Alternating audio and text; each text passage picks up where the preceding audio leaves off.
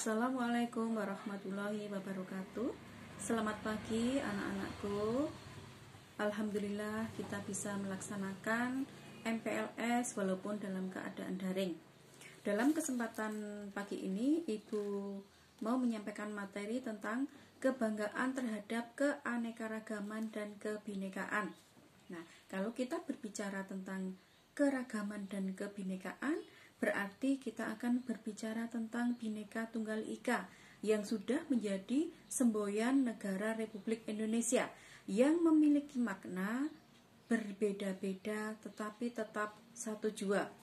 Dalam konteks identitas keindonesiaan, ya, tentu pemaknaan berbeda-beda tersebut dapat dibingkai secara luas. Nah, namun di sini kita bingkai secara mengerucut, yaitu kita akan membahas tentang suku bangsa dan agama. Nah, kita tahu bahwa Indonesia memiliki 300 suku adat yang tersebar di 18.000 pulau. Nah, dengan memiliki 300 bahasa daerah atau bahasa suku yang digunakan, selanjutnya di sini bangsa Indonesia memiliki 6 agama yang diakui oleh negara. Di antaranya ada Islam, ada Kristen, ada Katolik, ada Hindu, ada Buddha, dan ada Konghucu. Nah, di sini pemerintah juga sudah mulai mengakui dan memberikan ruang kepada praktek kepercayaan leluhur. Dengan demikian, membingkai kebinekaan di dalam sekolah dapat dimaknai dengan seberapa dalam sekolah dan pendidikan kita mencoba kebinekaan atau keragaman bangsa kita. Nah, seberapa luas dan gigih sekolah dalam pendidikan kita berupaya merengkuhnya. Di sini ada 6 tips ya yang dapat dilakukan menuju sekolah bineka berwawasan kebangsaan guna membangun iklim keragaman sekolah. Nah, di antaranya 1. Diskusikan kebinekaan atau keragaman agama. Yang kedua, kenali siswa secara individu dan komunitas. Yang ketiga, kenali dan akomodir ragam gaya belajar siswa atau murid. Ya. Yang keempat, kenalkan dan tumbuh kembangkan kebiasaan swasembada produk. Nah, yang kelima, waspadai bias diri sendiri. Yang keenam, buat tugas yang merayakan bentuk kebinekaan atau kebangsaan. Nah, itu adalah 6 tips tadi ya. Nah, selanjutnya kita akan membahas tentang pengertian suku. Nah, kalau kita berbicara tentang pengertian suku, suku itu adalah merupakan sekelompok golongan sosial yang terdapat di kalangan masyarakat yang digunakan untuk membedakan suatu golongan yang satu dengan golongan lainnya.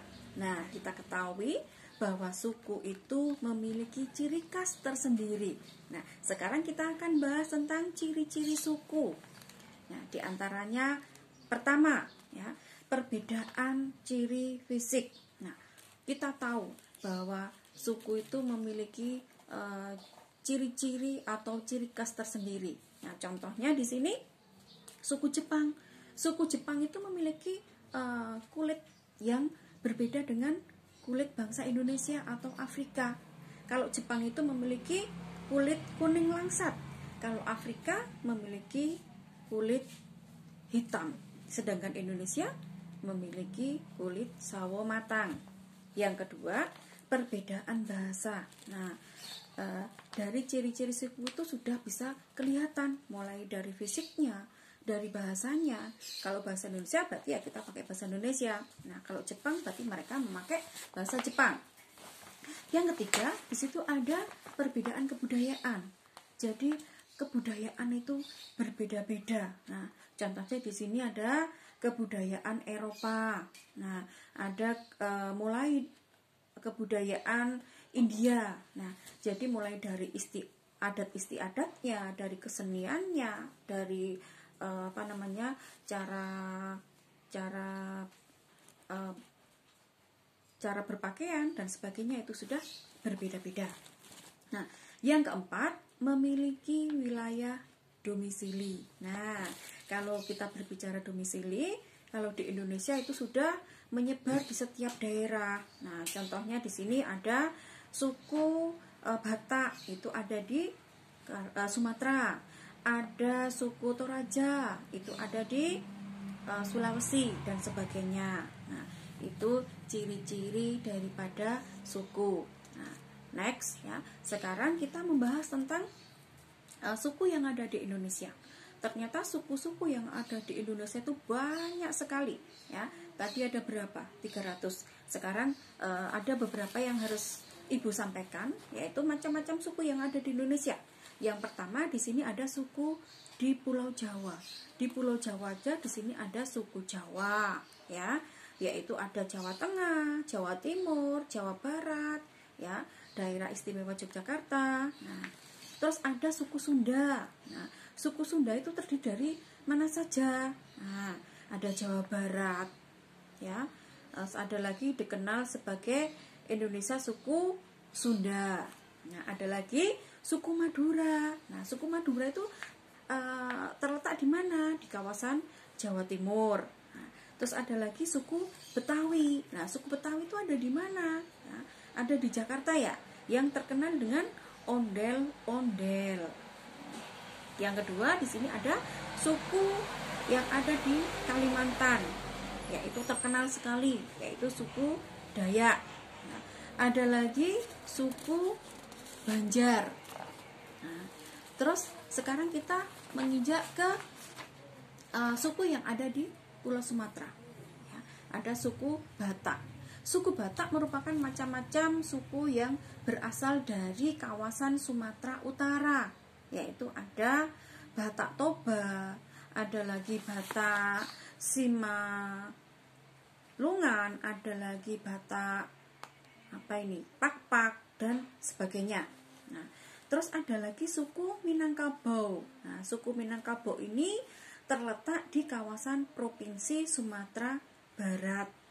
Nah, terus ada lagi suku Melayu. Nah, suku Melayu dikenal sebagai satu suku yang berada di kawasan Provinsi Bangka Belitung. Nah, di sini ada suku Jawa, ada suku Bugis, ada suku Sunda, ada Banten, ada Madura dan sebagainya. Nah, sementara itu suku Melayu memiliki nama yang berasal dari kerajaan Malaya yang dikenal sebagai satu di antara kerajaan yang ada di kawasan tersebut. Nah, terus sekarang kita menginjak ke suku-suku yang ada di Pulau Sulawesi. Di antaranya suku Bugis ya.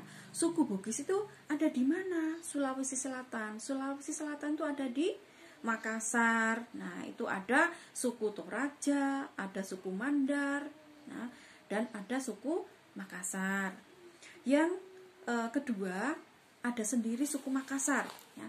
Suku Makassar itu dikenal sebagai etnis Melayu yang berada di kawasan pesisir selatan dari Pulau Sulawesi. Nah, ini orang Makassar seringkali menyebut dengan kata Mangkasara yang berarti mereka memiliki sifat terbuka.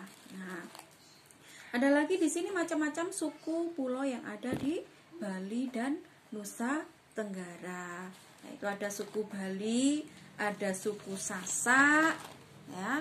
Suku Sasak di sini merupakan salah satu suku yang tinggal di kawasan Nusa Tenggara Barat.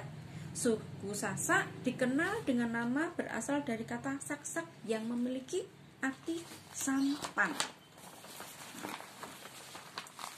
Terus, sedangkan dalam tradisi lisan terdapat di masyarakat, mereka umumnya percaya kata sak-sak berarti berasal dari kata sak-sak yang memiliki satu arti, sementara kata Lombok berasal dari Lombok yang memiliki arti lurus. Jadi kedua kata tersebut digabung akan menjadi arti sesuatu yang lurus. Nah, terakhir di sini ada macam-macam suku pulau yang ada di Papua. Nah, ini ya, Papua di sini ada suku baru. Ya. sesuai namanya, suku ini sebagian tinggal di Pulau Baru ya. Selain sebagai suku baru, mereka juga sering menyebut dirinya sebagai Gapbuka atau Gap Miliar. Julukan tersebut mempunyai makna dan arti tertentu, yaitu orang dunia atau orang tanah. Yang terakhir, suku Asmat. Kita tahu suku Asmat itu terkenal sekali di Pulau Papua ya. Satu di antara suku yang berada di Papua adalah suku Asmat, yang dikenal sebagai suku yang ahli dan pintar dalam berburu di hutan. Nah, populasi suku Asmat terbagi di dalam dua bagian, yaitu mereka yang tinggal di pesisir pantai dan mereka yang ada di pedalaman. Nah, walaupun kita lihat kedua populasi suku Asmat memiliki cara hidup, dialek dan struktur sosial yang berbeda. Oke, jadi bisa kita simpulkan bahwa kita perlu bangga ya terhadap keanekaragaman dan kebinekaan yang ada di bangsa kita ya. Walaupun kita memiliki agama yang berbeda, tapi kita tetap saling menghormati. Kita memiliki suku yang berbeda, tapi kita tetap menghormati karena kita punya slogan Bhinneka Tunggal Ika, yaitu walaupun berbeda-beda tetapi tetap satu jua.